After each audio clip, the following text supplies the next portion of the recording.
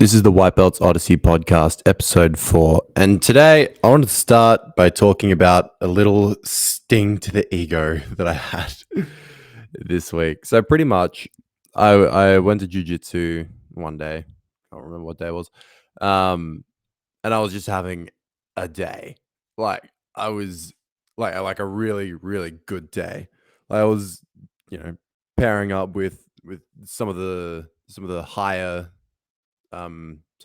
level students that had been there for ages that like I'd seen were really good and went with dudes that, I've gone with before and they've tapped me a few times, like they, wrecked me in rolls, that sort of thing. Today I was with them and I was either not getting tapped by them, which was mad, or I actually submitted one or two. And I was like, yeah, I am legit. I walked out of the gym, walk into work, and I was like, "Yep, I held my own against a purple belt, kind of. He only tapped me once, and and I tapped, I tapped a high white belt and held my own against some blue belts. I'm pretty much God, obviously. Um, anyway, that day was mad, but then the next day, I came back to jujitsu, still having in my mind that I'm God, and I came back and I got smashed. Like, I just I just had this yeah, the complete opposite of the day that I had before. It sucked. I was getting tapped every time if I managed to get into an offensive position against people that I'd tapped before.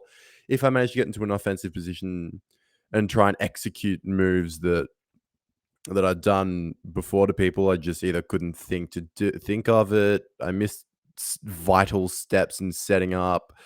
It just all fell apart on me. I just sit in mount, and it was like being in my first month again. I was just sitting on top, going, now what? So that was a bit of a sting to the ego. And then that day, I left jiu-jitsu going, why am I doing this? like, I suck. What the fuck? I weigh like probably 10 to 20 kilos more than half these people, and I couldn't even flip them into mount and then get an Americana or something, which I managed to get the other day a few times.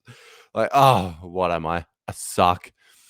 But nonetheless, I came back the day after that and just put my ego in check a little bit, took my time, breathed, and the first couple of rounds after we were doing technique and stuff, they were they're a bit shaky. They weren't my best. They weren't amazing. Then I went with someone who I'm pretty sure who was just newer than me, which is like at, at my lowly white belt level, 2 weeks difference is a lot. So I think I don't know. It was just with someone who was a bit newer than I am, and I tapped him a couple of times. Started to get my confidence back, started to breathe a little bit more, and I've gotten to the point now where I'm kind of at this sort of fine equilibrium. Yeah, sort of fine. Yeah, I'd say so. Where my I, my ego has been reined in, but I'm also not paralyzed and thinking that I can't, achieve or do anything. So that was a good lesson to learn, and it happened very quickly. Like I feel like this is a very condensed thing to. I mean, I've heard people talk about having these awesome peaks where they're like for a month or so they're just like on top of it, they're dominating, smashing, picking up techniques, just killing it, and then like a month, 2 months, they're just flopping. So this happened over like 2 or 3 days. So this has been a real concise peak and trough, which has been kind of nice, and I'm glad it happened. Glad I got my ego in check. Didn't didn't let it get out of control, which is one of the things I'm really enjoying about jujitsu is it's so honest. You you're either doing it or you're not, and you're either having a good day or you're not. It's I like its brutal honesty that way. But another thing that has been playing on my mind over the past week, and it's something that I'm really trying to figure out now is okay, so it happened a couple of weeks ago, but I don't think I spoke about it on the podcast because, I've been stewing over it for a little bit. But I was in an exercise with someone. We were learning, I think we're doing, um, we're in a specific training, which I don't know if that's universal in all gyms, but pretty much what it is in ours is someone starts in like close guard and they have to either sweep or submit while the other person has to escape and pass, pretty much. So I was doing a specific with this dude that I had been rolling, well, not rolling, I've been doing technique with all class. And I got him in a cross collar choke, and he was on top of me, and he was moving around. He was sort of jostling a little bit, trying to get out of it, but not really, moving his arms around, trying a few different things, but didn't really seem to be freaking out or struggling or anything. And I was like, have I got this on properly? And then he sort of stopped moving. And I was like, oh, okay, he's just, I don't know, thinking something through. Have I got this on right? And then I sort of let my hands go a little bit. And he just sort of like slumped on top of me. I was like, oh, fuck. I've slept him. Shit. Um, so this dude just like passes out on top of me, and I'm freaking out because I've never even seen this happen in class before. I was like, "Fuck!"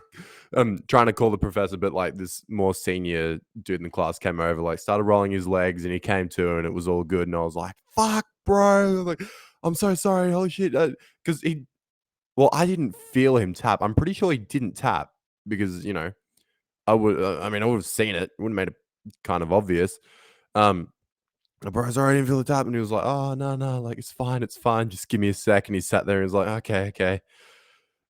All right. So was I attacking or defending? I was like, oh, fucking hell. So that was kind of eye opening. And yeah, I still don't know how it happened. I don't know if either he didn't feel himself passing out, which might sound dumb, but talking from my own personal experiences, I've been in these sorts of chokes, not the ones where they're cutting off air circulation per se, but doing the sort of choke where it has something to do with the blood vessels in your brain and just sort of feels like the volume. It just sort of feel like your senses are being like turned down and then there's just sort of nothing. Like it's happened to me a few times where I've been in a choke and I'm like, especially with some good blue belts who really put it on correctly. I've been in the choke. I'm like, I don't know if this is on right, but it feels good and it feels tight, so I'm gonna tap out. And then I tap, and then as soon as they let it go, it's like my senses just come back to it. I didn't even realize I was being choked out. So maybe that happened to him.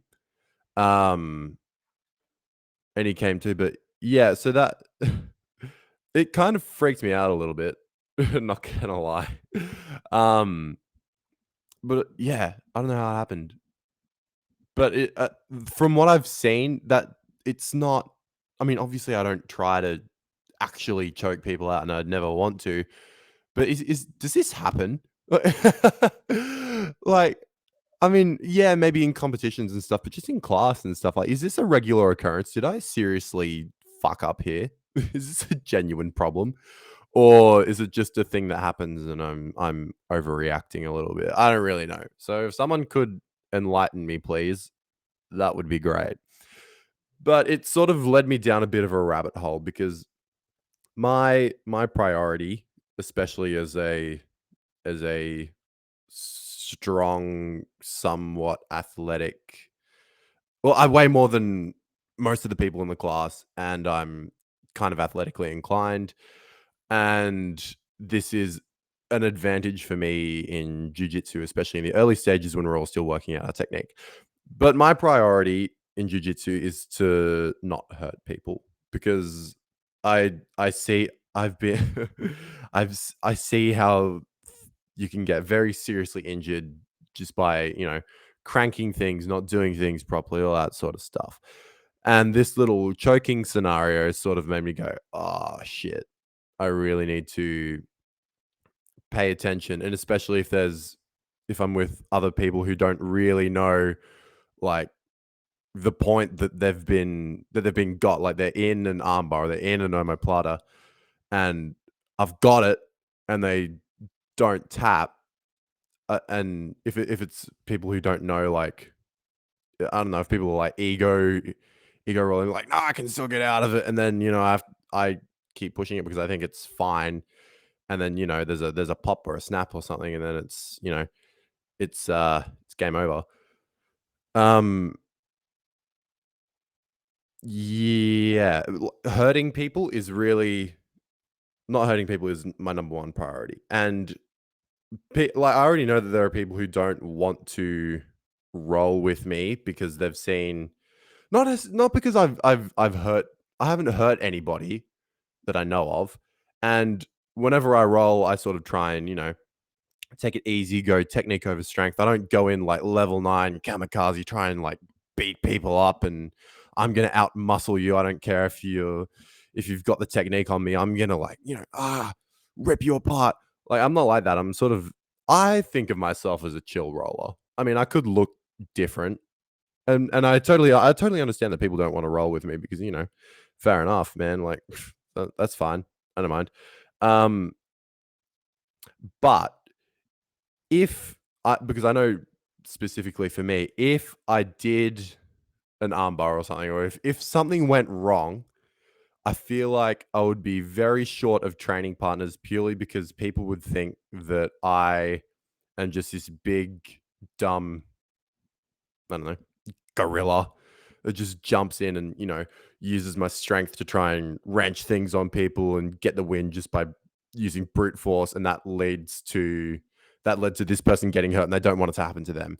That is like worst case. Well, that's a very selfish worst. Okay, that's second worst case scenario. Worst case scenario is I actually hurt someone and they're out for however long. But the selfish side of that is that I will lose training partners. People won't like me in the gym, and it'll just be very detrimental to not only mine, but then I guess other people's jujitsu as well. So with that, recently I've been very, very cautious in my rolling and in my exercises and stuff. Like I've lost rounds because of this. Like I remember specifically, I had this guy with an omoplata, and I was pushing it, and I didn't know. Like I could see his face sort of twist a bit, and but he was like a white belt 3 stripe. Like I feel like he'd been around, and he was a bit of an older dude as well. So I feel like he's been around, and then he sort of did his face. And I don't know if with his other hand that I couldn't really see, he tapped, but I stopped and I went off it, and then he just got out of it and swept me. I was like, oh, for fuck's sake. Why? Like if I kept going with it for probably like another second or so, he would have tapped. But I thought, I'd rather not hurt this dude. And so I backed out of it. I didn't know if he tapped or not. So I backed out of it, and sure enough, yeah, I lost the position and didn't win the. I think we just went the whole round untapped. But anyway, I lost it because of that. Um, Another case, especially with my chokes now, because I don't want to. I really don't want to choke someone. They pass out, and I keep the choke on longer while they're already passed out, just because I don't feel them tapping. They've passed out. um, it's happened with with triangles. Like I've got people in good triangles, and I'm holding it there, and they just sort of stop. Their eyes are sort of shut, and I'm like, oh, are they? And then I open the triangle a little bit, and they pass it and get out. I'm like, oh, for fuck's sake, again. Like it's sort of starting to happen a lot, and it's this weird balance I'm trying to find of definitely not hurting people and not choking people out, even though I understand it happens. Like, well, I don't understand that happens. Like, does it happen just in class like that? But really trying hard not to hurt people. But then at the same time, where do I just finding that balance of not hurting people, but also holding things until they need a tap or whatever. And when I apply arm bars and chimeras, Americanas, I go pretty slowly. Like if I've got it, I'm pulling back gently, slowly. Like they know they're in it. I'm not going gentle because well, yeah, I mean, I guess I'm going gentle because I'm inexperienced, but, like, I've got you, bro. Like, if it was in a competition, I understand not tapping, but in a role, like I've got you, my guy. Um, Tap out because I don't wanna break your arm.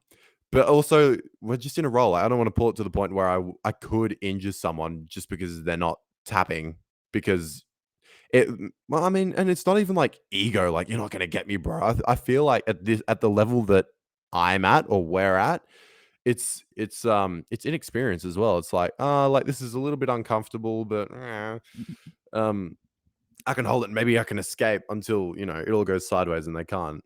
And then I look like a crazy dude who can't control his strength.